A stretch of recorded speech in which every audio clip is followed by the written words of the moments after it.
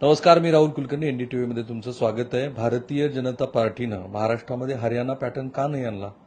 कारण याची चर्चा सुरू होती की एकीकडे मायक्रो ओबीसीचं कन्सोलिडेशन, दुसरीकडे गुजरातपासून ते बहुतेक सगळ्या राज्यामध्ये भारतीय जनता पार्टीनं जो पॅटर्न आणला की राज्य सरकारच्या विरोधातली जी अँटी इन्कम्बन्सी आहे ती कमी करायची असेल तर फक्त मुख्यमंत्रीच बदलायचा नाही. कारण पटेल बदलले, पुन्हा पटेल आणले, आनंदीबेन पटेल बदलल्या, नंतर रुपालाला मुख्यमंत्रीपद दिलं, त्याच्यानंतर पुन्हा पटेल आणले.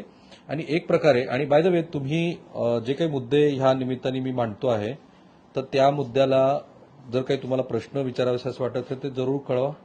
महत्वाचं असं आहे की आमचं जे युट्यूब चॅनल आहे त्याला सबस्क्राईब करा, बेल आयकॉन दाबा, कारण तुम्हाला अपडेट्स मिळतील. तर हरियाणामध्ये जेव्हा भारतीय जनता पार्टीला विजय मिळाला तेव्हा हरियाणा पॅटर्नची खूप चर्चा झाली. म्हणजे काँग्रेस पक्ष हा जिंकता जिंकता हरणारी लढाई कशी करतो, स्वतःची स्ट्रॅटेजी कशी चुकवतो, कुमारी शैलजेचं कसं ऐकलं नाही, हुडालाच कसं प्राधान्य दिलं वगैरे.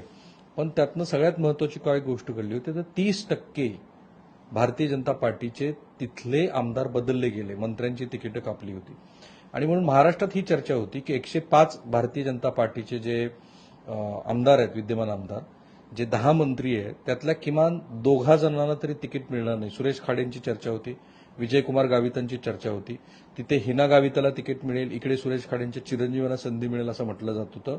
आणि भारतीय जनता पार्टीचे जे आमदार आहेत त्यातले किमान 30 जण घरी बसतील असं म्हटलं जात होतं. एक हिंट पण श्री देवेंद्र फडणवीस यांनी दिली होती. ते काय म्हणाले होते तर त्यांच्या अत्यंत जवळचे असलेले गिरीश महाजन यांना ते बोलता बोलता म्हणाले होते की गिरीश, मी तुला काही तिकीट देणार नाही. पण आता सरप्राइझिंग एलिमेंट म्हणून जर आपण बघितलं तर एक पिंपरी चिंचवड मधलं तिकीट जे दिवंगत आमदार होते तिथले जगताप, त्यांच्या पत्नीला दिलं होतं, ते वगळता आणि पुण्यातल्या जवळपास सगळ्या जागा, म्हणजे कसब्याचा उमेदवार घोषित केलेला नाही, कसब्यातनं पुण्याचे शहराध्यक्ष असलेले त्यांना तिकीट द्यावं, ब्राह्मण समाजाचं समाधान करावं असं म्हटलं जातंय. असे काही तुरळक अपवाद वगळता भारतीय जनता पार्टी महाराष्ट्रामध्ये हरियाणा पॅटर्न राबवण्याचं धाडसच करू शकली नाही. आता त्याचे वेगवेगळे अर्थ निघतात. ऑब्व्हियसली पहिला अर्थ असा आहे की भारतीय जनता पार्टीला असं वाटत असावं की आपल्या सरकारच्या विरोधामध्ये अँटी इन्कम्बन्सी नाहीच आहे. जे काही घडतं आहे त्याच्यामध्ये वेगवेगळे पॅटर्न्स काम करतात, कारण नॅरेटिव्ह आहे आणि ते फेक नॅरेटिव्ह आहे. अशा पद्धतीची मांडणी हे सातत्यानं इथले जे सर्वोच्च त्यांचे नेते आहेत श्री देवेंद्र फडणवीस हे करत असतात. आणि मग ती मांडणी करत असताना विद्यमान आमदारांपेक्षाही आपल्या विरोधात जे 4-5 नेरेटिव्ह मांडले गेले त्याला हळूहळू कशी हवा दिली जाते आहे, अशा पद्धतीची ती मांडणी असते. आणि म्हणून मुद्दा क्रमांक 1 की भारतीय जनता पार्टीनं स्वतःचे उमेदवार हे तसेच तसे ठेवले. इंटरेस्टिंग आहे, म्हणजे सोलापूर सारखं उदाहरण आहे की सोलापूरमध्ये सोलापूरचे दोन्हीही आमदार बदलले जातील, म्हणजे विजयकुमार देशमुख पण बदलले जातील आणि सुभाष देशमुख यांनाही बदललं जाईल असं म्हटलं जात होतं. मराठवाड्यात अनेक जागेवरती बदल केला जाईल असं म्हटलं जात होतं. अमक्या अमक्याचं तिकीट धोक्यात आहे असं म्हटलं जात होतं. तसं काहीही घडलेलं नाहीये. म्हणजे आताही जर आपण यादीच क्रमाक्रमानं वाचायचं ठरवलं तर असा कोण मंत्री आहे की ज्याला तिकीट मिळालेलं नाही असं दिसेल. म्हणजे ज्या सुरेश खाडे आणि श्री विजयकुमार गावित यांच्याबद्दल मी बोललो त्यांना तिकीट मिळालेलेच आहे. सरप्राइझिंग काही एलिमेंट्स असणार आहेत. माझे सहकारी आहेत योगेश लाटकर, मी त्यांनाही विचारेल. योगेश, सर्वात आधी तर पहिल्या यादीमध्ये श्री अशोक चव्हाणांच्या कन्येला तिकीट मिळणं हे अशोकरावांचं एक प्रकारे रिवायवल आहे. कसं कसं बघायचं याच्याकडे? कारण श्रीजाला तिकीट मिळालं इथे. नाही, निश्चितपणे खऱ्या अर्थाने जिल्ह्यामध्ये जी चर्चा होती ती अशोक चव्हाणांना लोकसभेला उतरवलं जाईल, परंतु अशोक चव्हाणांची इच्छा त्यांच्या मुलीला विधानसभा मिळावी अशी होती. आणि त्यातून एक खूप मोठा संघर्ष भाजपमध्ये चालू होता, अशा इन्फॉर्मेशन आपल्यापर्यंत पोहोचल्या होत्या. परंतु हे खूपच आश्चर्यजनक झालं की अशोक चव्हाणांच्या मुलीचं नाव पहिल्या यादीमध्ये जाहीर झालं. हे खूप महत्वाचं आहे. याचा अर्थच आता अशोक चव्हाण ते लोकसभेचे उमेदवार असणार नाहीयेत, त्यांची मुलगी विधानसभेची उमेदवार जाहीर झालेली आहे. सर, मला अजून एक नांदेडच्याही लिस्टमध्ये, जसं आपण म्हणालात की नावं कटले नाहीत, तर नांदेड जिल्ह्यातली मुखेड विधानसभा आहे की जिथे विद्यमान आमदार डॉक्टर तुषार राठोड आहेत आणि त्याच ठिकाणी एकनाथ शिंदे यांचे सचिव बालाजी खतगावकर हे मागच्या 6 महिन्यापासून त्या मतदारसंघात येत आहेत, तिथे रॅली काढतायत, उपोषणं करतायत, वेगवेगळ्या योजनांसाठी निधी दिला असं त्यांनी जाहीर केलं. सातत्याने शिंदे गटाचे मंत्री हे तिथे जात आहेत. कालच अगदी मराठवाडा संपर्क प्रमुख जे हेमंत पाटील आहेत, ज्यांच्यावरची जबाबदारी दिलेली आहे एकनाथ शिंदे गटाच्या इकडच्या भागाची, ते सुद्धा तिथे जाऊन म्हणाले की खतगावकरांचं तिकीट हे नक्कीच आहे. आणि आज भाजपने तिथे तुषार राठोड यांची उमेदवारी जाहीर केली. खरं तर जनतेला असंच अपेक्षित होतं की विद्यमान आमदाराला तिकीट मिळेलच, परंतु खतगावकर हे एकनाथ शिंदेच्या एवढ्या जवळचे असल्यामुळे ते असेच हवेत गोळीबार कसा करतील असा एक प्रश्न होता. परंतु आज जाहीर झालेली जी यादी आहे त्यामध्ये खतगावकरांचं नाव कटलं, म्हणजेच तुषार राठोड यांचं नाव कायम राहिलेलं आहे भाजपकडनं. तिसरं एक भीमराव केराम जे विद्यमान आमदार आहेत किनवट विधानसभेतून, ही जागा बदलली जाईल, ही मित्र पक्षाला दिली जाईल अशा पद्धतीचं सातत्यानं नांदेड जिल्ह्यात बोललं जात होतं. परंतु आज भीमराव केराम यांचं देखील नाव अगदी सहजपणे यादीत आलेलं आहे. म्हणजे एकूणच भाजपने कुठेही माणसं बदलली असं दिसत नाहीये. अच्छा, मग योगेश या निमित्ताने तोच प्रश्न आहे की भाजपनं, कारण चर्चा काय होती की महाराष्ट्रामध्ये पण हरियाणा पॅटर्न राबवला जाईल. तो पॅटर्न जर इथे राबवला गेला नसेल तर याचा अर्थ असा आहे की भाजपचे जेवढे स्टँडिंग आमदार इथे आहेत त्यांच्याबद्दल अँटी इन्कम्बन्सी नाहीये, असं आहे. निश्चित त्याचा अर्थच तसा म्हणावा आहे लागेल की नाही, अँटी इन्कम्बन्सी आहे की नाही. अँटी इन्कम्बन्सी आता खरं तर ह्या निवडणुकांमध्ये केवळ अँटी इन्कम्बन्सीचाच विचार करून चालणार नाही. एक मी तुम्हाला एक उदाहरण सांगू इच्छितो की 3,25,000चा मतदारसंघ सरासरी आहे विधानसभेचा. या 3,25,000 मध्ये साधारणपणे 2.25 ते 2.5 लाख लोक मतदान करणार आहेत. महाविकास आघाडीचा एक उमेदवार, महायुतीचा एक उमेदवार, या दोन्हीचाही एक एक बंडखोर उमेदवार, वंचित आघाडी असेल, त्यानंतर अपक्ष एखादा मजबूत असेल, तर 6 उमेदवार निवडणूक रिंगणात असणार आहेत असं चित्र आपल्याला बघायला मिळतं. आणि 2.25 लाख ते 2.5 लाख ह्याचं जर कॅल्क्युलेशन केलं तर जो उमेदवार 30 ते 35,000 मतदान एक गठ्ठा घेईल तो आमदार होण्याची शक्यता आहे. आता जरांगे पाटलांनी देखील हे केलंय की ते सुद्धा काही ठिकाणी उमेदवार उभे करणार आहेत. आता नांदेडमध्ये लोकसभेसाठी इम्तियाज जलील यांचं नाव आलंय. मग ही आपण सगळ्या गोष्टींचा विचार केला तर नांदेडमध्ये विधानसभा प्लस लोकसभा आहे.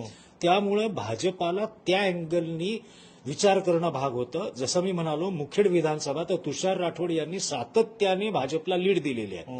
लोकसभेला भाजपचा उमेदवार पराभूत झाला, परंतु तुषार राठोडच्या मुखेड विधानसभेतून भाजपला मोठी लीड मिळाली होती. भोकरमधून देखील भाजपला लीड मिळाली होती. हे निश्चितपणे भाजपला विचार करणं भाग पडलं. याच्यामध्ये जातीय समीकरणांचा देखील यांना विचार करावाच लागला. आणि नुकतीच जी विधान परिषदा दिल्या गेल्या भाजप असेल किंवा त्यांच्या मित्र पक्षांकडनं, त्यात देखील जे म्हणजे बंजारा समाजाच्या व्यक्तीला विधान परिषदेवर घेणे, मराठा समाजाला घेणे, या पद्धतीने एक सोशल इंजिनिअरिंग साधण्याचा प्रयत्न केला गेला असं माझं व्यक्तिगत मत आहे. याच्यामध्ये आता नांदेड जिल्हा हे उदाहरण दाखल, कारण आपण नांदेडमध्ये आहोत आणि इथलं कव्हरेज करतो म्हणून. किनवटमधून भीमराव केराम यांना दिलेली आहे जागा, त्यांची रिटेन केली आहे. भोकरची जागा श्रीजय अशोक चव्हाण यांना दिलेली आहे. नायगावमध्ये राजेश संभाजी पवार आहेत. मुखेडमध्ये तुषार राठोड आहेत. किनवटमध्ये तो दुसरा काही पर्यायच नाही. अनेक टर्ममध्ये तेच आहेत सध्या. नाही, भीमराव केराम मागच्या टर्मलाच आमदार झालेले, त्यापूर्वी अनेक वर्षांपूर्वी ते आमदार होते. प्रदीप नाईक जे राष्ट्रवादी शरद पवार गटाचे आहेत ते तिथं सातत्याने निवडून यायचे. प्रदीप नाईक हे बंजारा समाजाचं प्रतिनिधित्व करतात आणि भीमराव केराम हे आदिवासी समाजाचं प्रतिनिधित्व करतात. यामध्ये सेकंड नंबर नायगाव विधानसभा राजेश संभाजी पवार यांना देखील पक्षानं जशास तसं ठेवलेलं आहे. मुळात मागच्या वेळेस जी युती झालेली होती यांची, त्यामध्ये नायगावची जागा ही रिपाईला दिली होती आणि रिपाईकडनं राजेश पवार यांना तिकीट दिलं होतं. पक्षाचं चिन्ह मागच्याही वेळेस राजेश पवारांना रिपाईच्या कोट्यातून कमळावरती निवडणूक लढवली. भीमराव केराम हे शिवसंग्राम पक्षाकडनं कमळावर निवडणूक लढवलेली होती. अशा पद्धतीचे कॅल्क्युलेशन मागील विधानसभेत होते. आता हे सर्व जे उमेदवार आहेत ते भाजपानं कंटिन्यू केलेले इथं स्पष्टपणे दिसतात. ही संपूर्ण यादी जी 99 आमदार आहेत त्यांची यादी माझ्या हातात आहे आणि मला अजिबात सरप्राइझिंग काही वाटलं नाही याच्यामध्ये. ऑब्व्हियसली यादी क्रमांक 1 मध्ये 52 जो विधानसभा क्रमांक आहे तिथे श्री देवेंद्र गंगाधरराव फडणवीस आहेत. दुसऱ्या क्रमांकाला नाव फार इंटरेस्टिंग आहे. कामठी विधानसभा मतदारसंघात चंद्रशेखर कृष्णराव बावनकुळे. मागच्या वेळेला बावनकुळे यांना तिकीट दिलं नाही आणि त्यांचा जो तेली समाज आहे त्यांनी किमान 16 विधानसभा मतदारसंघामध्ये भारतीय जनता पार्टीच्या उमेदवाराचा पराभव केला. अशा पद्धतीचं पोस्ट इलेक्शन अॅनालिसिस झालं होतं. पहिल्या यादीमध्ये बावनकुळे ऑब्व्हियसली प्रदेशाध्यक्ष आहेत. त्यांची विधान परिषदेवरती निवड झालेली आहे, पण त्यांना विधानसभेत संधी देऊन एक प्रकारे मायक्रो ओबीसीचं जे संघटन करण्याचा भारतीय जनता पार्टीनं प्रयत्न चालवलाय. ओबीसीच्या महाराष्ट्रात 324 जात घटक आहेत. त्या 324 जात घटकामध्ये भारतीय जनता पार्टीचं पेनिट्रेशन पॉलिटिकली खूप स्ट्रॉंग आहे. ज्या छोट्या मोठ्या चुका झाल्या आणि विशेषतः मनोज जरांगे पाटील यांची हाही योगायोग आहे की मनोज जरांगे पाटील यांनी एकदा भूमिका घोषित केल्यानंतर लगोलग भारतीय जनता पार्टीनं आपली उमेदवारी घोषित केल्या. अर्थात हा फक्त योगायोगाचाच भाग असावा, पण याच्यामध्ये मायक्रो ओबीसीचं पूर्णपणे कन्सॉलिडेशन प्लस मला ही यादी हवी आहे योगेश.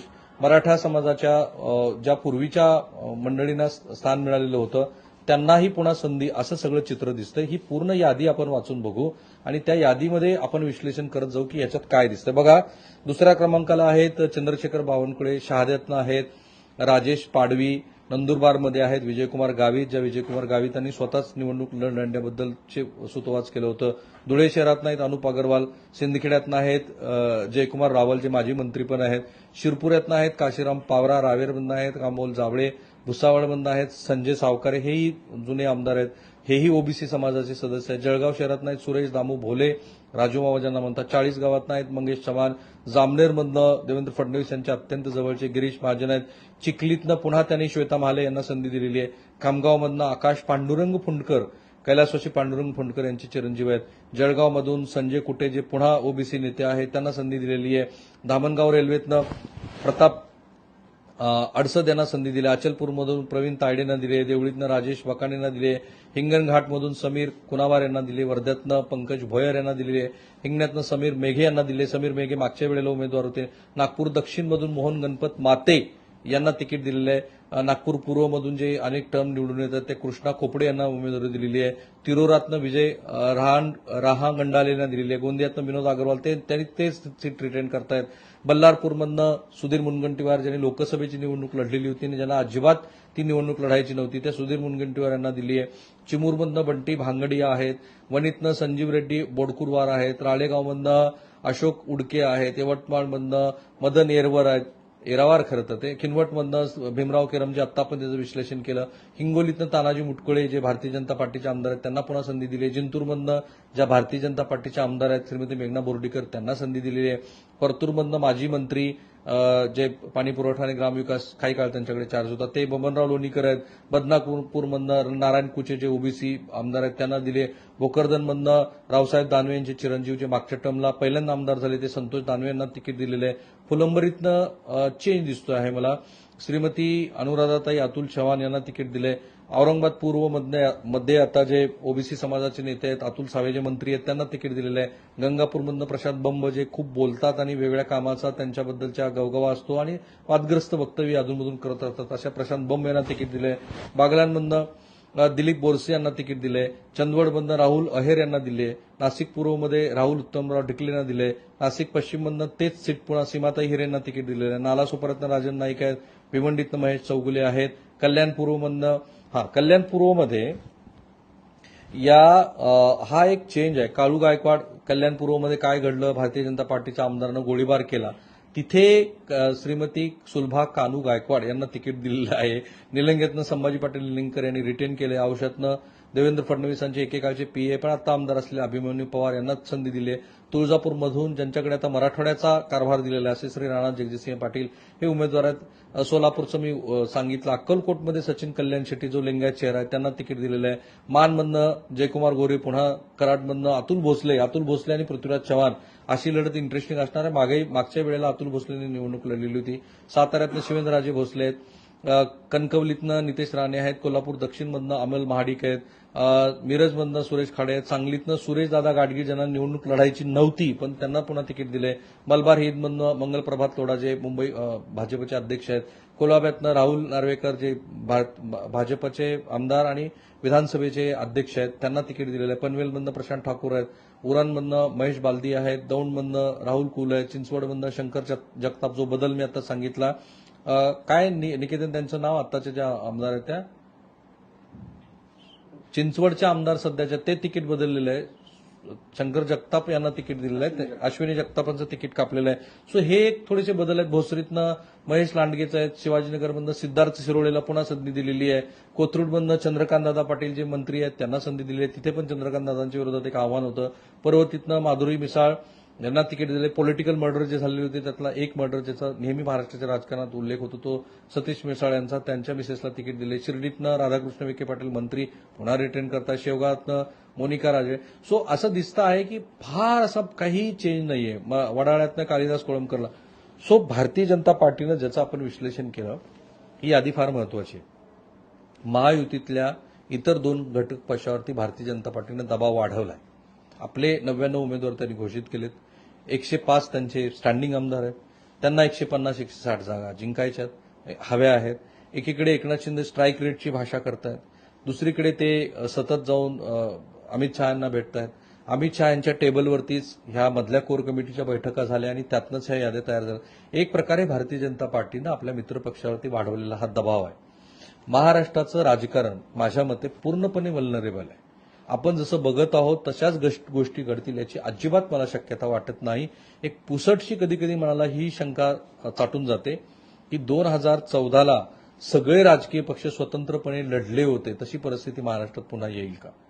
कारण ज्या पद्धतीच्या जागा वाटपाच्या चर्चा काँग्रेस आणि शिवसेना उबाटामध्ये सुरू आहेत, ज्या पद्धतीच्या चर्चा भाजप आणि शिवसेना एकनाथ शिंदे गटात सुरू आहेत आणि अजित पवारांनी अजून आपले कुठलेही पत्ते खोललेले नाहीत, ते बघता महाराष्ट्रातल्या प्रत्येक राजकीय पक्षांच्या प्रत्येक जागा वाटपाचं विश्लेषण आणि उमेदवाराचं विश्लेषण आपल्याला करायला हवं.